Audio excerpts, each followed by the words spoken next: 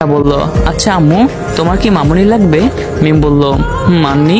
নেহা বলল, তাহলে তোমার বাবাইকে বলো। মিম করুণ সুরে বলল, বাবাই, আমালে একটা মামুনি আনেতিবা। আমি বললাম, ঠিক আছে মামুনি, তোমার জন্য একটা মামুনি আনবো, এখন আমার ভালো আম্মুর মতো খাও। মিম বলল, আত্মা, কিন্তু বাবাই, আমার মামুনি যে আমি নিয়ে আনবো।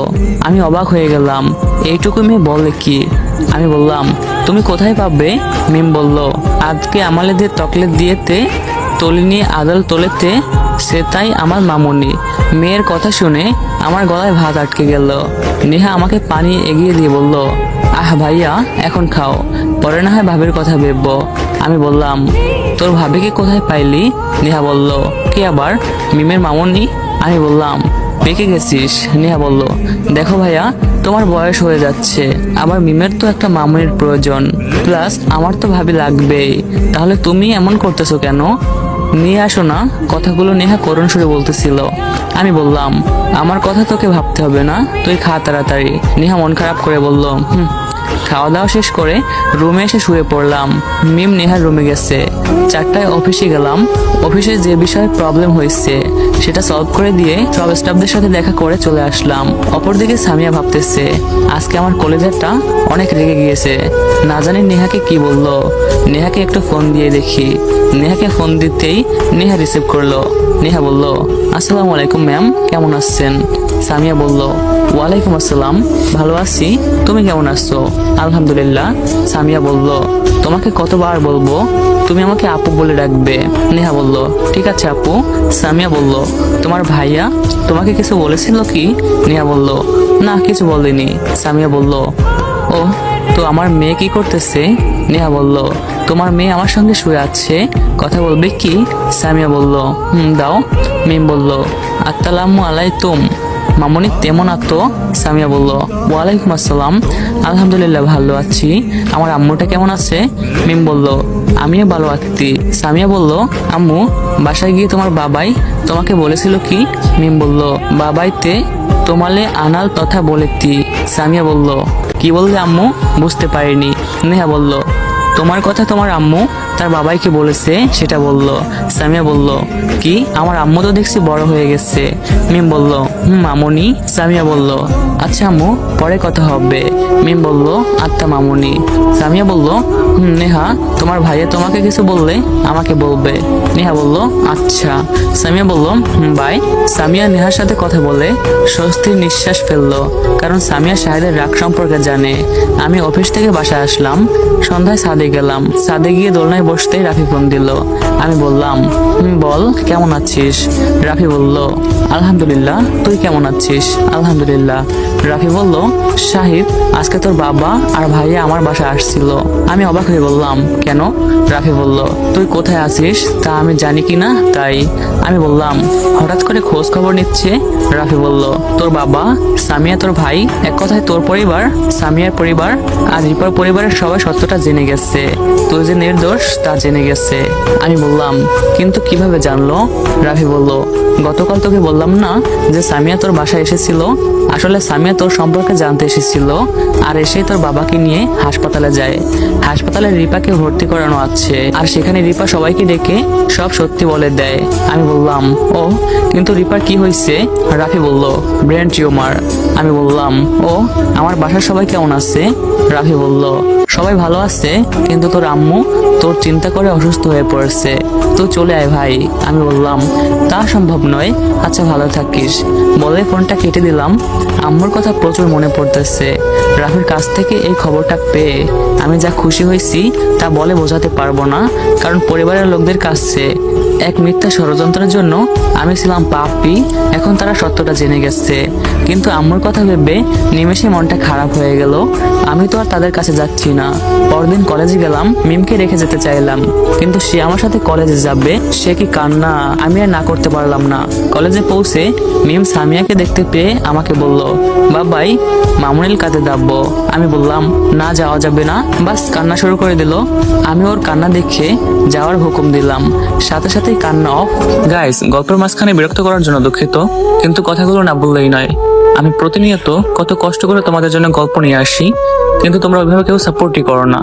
সবাই ভিডিও দেখো ঠিকই, কেউ লাইক কমেন্ট শেয়ার করো না, সাবস্ক্রাইব করো না। এটা খুবই দুঃখজনক একটা বিষয়। তোমাদের জন্য এত পরিশ্রম করে কন্টেন্ট নিয়ে আসি, আর তোমরা যদি সাপোর্ট না করো তাহলে আমি কিভাবে আগাবো বলো? তো এই ভিডিওতে বলবো তোমরা বেশি বেশি সাবস্ক্রাইব করো, এন্ড 300 লাইক এবং 200 কমেন্ট কমপ্লিট করে দাও। ক্লাসে ঢুকতে যাব এমন সময় আমাদের ক্লাসের একটা মেয়ে আমার কাছে এসে একটা প্রশ্ন বুঝে নিতে চাইলো। আমি তাকে সাথে করে নিয়ে ক্যাম্পাসের একটা ফাঁকা জায়গায় বসে সেটা বুঝিয়ে দিতে লাগলাম। একটু দূরে লক্ষ্য করে দেখি সামিয়া আমার দিকে ভেজা চোখে তাকিয়ে আছে, মনে করতেছে আমি ওই মেয়ের সাথে গল্প করতেছি। আমিও সামিয়াকে রাগানোর জন্য মেয়েটির সাথে হেসে হেসে কথা বলতে লাগলাম। সামিয়া সেটা সহ্য করতে না পেরে সেখান থেকে উঠে চলে গেল। আমিও ক্লাসে গেলাম। সামিয়ার ক্লাসে সামিয়া বারবার আমার দিকে তাকাচ্ছিল। ছুটির আগে সামিয়ার রুমে গেলাম। রুমে গিয়ে বসতেই সামিয়া আমার পায়ের কাছে এসে পা জড়িয়ে ধরে কান্না করতে করতে বলল, প্লিজ শাহিদ, তুমি আমাকে এইভাবে ইগনোর করো না। আমি আর পারতেছি না, আমার ভুল হয়েছে, আমাকে মাফ করা যায় না, এটা বলতেছিল আর কান্না করতেছিল। আমি বললাম, কি করতেছেন? পা ছাড়ুন। না, ছাড়বো না। তুমি আমাকে মেনে না নিলে আমি পা ছাড়বো না। আমি বললাম, দেখুন, আপনি যদি পা না ছাড়েন তাহলে আমি এখান থেকে চলে যেতে বাধ্য হব। সামিয়া বলল, না না, তোমাকে যেতে দিব না, তুমি থাকো। আমি চেয়ারে বসলাম আর সামিয়া আমার সামনের চেয়ারে বসলো। আমার কোনো কাজ নেই, শুধু বসে থাকা ছাড়া। মাঝে মাঝে সামিয়া আমাকে কিছু প্রশ্ন করতে দেয় আর আমি সেগুলো করি। এভাবে অতিবাহিত হলো 1 সপ্তাহ। আর এই 1 সপ্তাহে সামিয়া আমার কাছ থেকে অনেকবার ক্ষমা চেয়েছে, কিন্তু আমি ক্ষমা করিনি। প্রতিবারই তার বলা কথাগুলো দ্বারা তাকে অপমান করেছি, সেগুলো সে মুখ বুজে সহ্য করছে। হয়তোবা এখন সে আমার ভালোবাসার মর্মতা বুঝতে পেরেছে। আর 1 সপ্তাহে সামিয়ার সাথে মিমের সম্পর্কটা গভীর হয়ে গেছে। মনে হবে যে তাদের সম্পর্কটা মা এবং মেয়ের। আজকে কলেজে গেলাম আমি, নেহা আর মিম 3 জন মিলে। মিমকে না নিয়ে গেলে আমার অস্তিত্ব রাখবে না সে। ক্লাস শুরু হওয়ার সময় নোটিশ এলো যে প্রিন্সিপাল স্যার সকল ক্লাসের ছাত্রছাত্রীদের হলরুমে উপস্থিত হতে বলছেন। ছুটির সময় সবাই হলরুমে গেলাম। এরপর প্রিন্সিপাল স্যার বললেন, প্রিয় শিক্ষার্থীবৃন্দ, আজকে আমি তোমাদের একটা খুশির কথা বলবো। আমি আশা করি এতে তোমরা সকলে সম্মতি প্রদান করবে। আর তা হলো আগামী 27 তারিখে এই কলেজ থেকে সিলেট এবং কক্সবাজারে 3 দিন ব্যাপী ট্যুরে যাওয়া হবে। সবাই বলল, ইয়েস স্যার, আমরা রাজি। প্রিন্সিপাল স্যার বলল, ঠিক আছে, তাহলে তোমরা এখন থেকে প্রস্তুতি নাও। হলরুম থেকে বের হয়ে নেহার কাছে গেলাম। নেহার সঙ্গে মিমও ছিল। ওদের দুজনকে নিয়ে বাসায় আসলাম। বাসায় এসে গোসল করে জোহরের নামাজ পড়ে সবাই একসাথে লাঞ্চ করতে বসলাম। আমি বললাম, নেহা, তুই যাবি কি ট্যুরে? নেহা বলল, আসলে ভাইয়া আমি যেতে চাচ্ছি না। আমি অবাক হয়ে বললাম, কেন? নেহা বলল, সেখানে যাওয়া মানে অযথা খরচ করা, আর আমার জন্য তুমি কত খরচ করবে বলো? নেহার কথা শুনে ঠাস ঠাস করে গালে দুটো লাগিয়ে দিয়ে বললাম, কি বললি? তোর জন্য আমি কত খরচ করব? মানে বোঝাতে চাচ্ছিস তুই আমার কেউ না? শোন, যদি তুই না যাস তাহলে আমিও যাব না।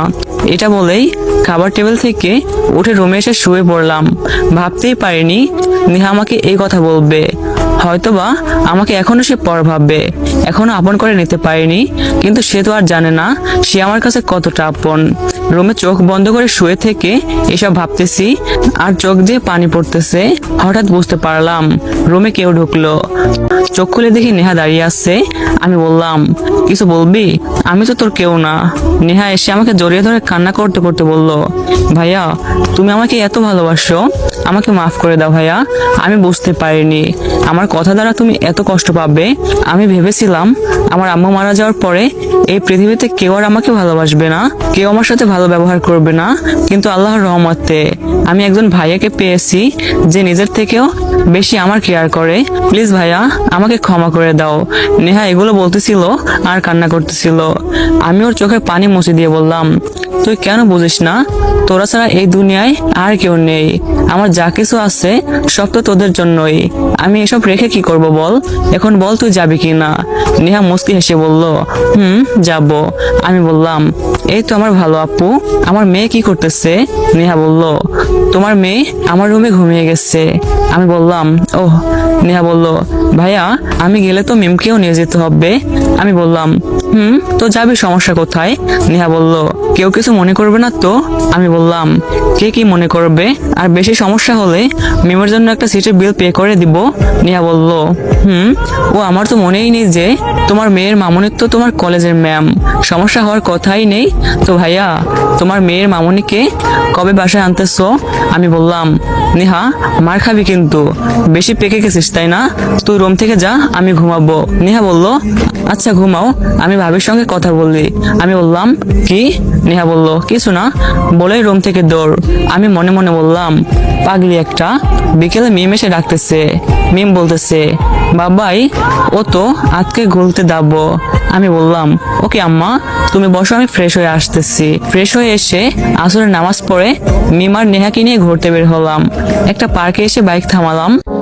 গাইস, পরবর্তী পার্টের জন্য তোমরা বেশি বেশি like, comment, share and subscribe করো, এন্ড কমেন্টে জানাও কত মিনিটের পার্ট চাও। আর যারা গল্প পাঠাতে চাও, তোমরা কমেন্ট বক্সে লিংক দেওয়া থাকবে, ওখান থেকে আমার পেজে নক করতে পারো। সো আল্লাহ হাফেজ।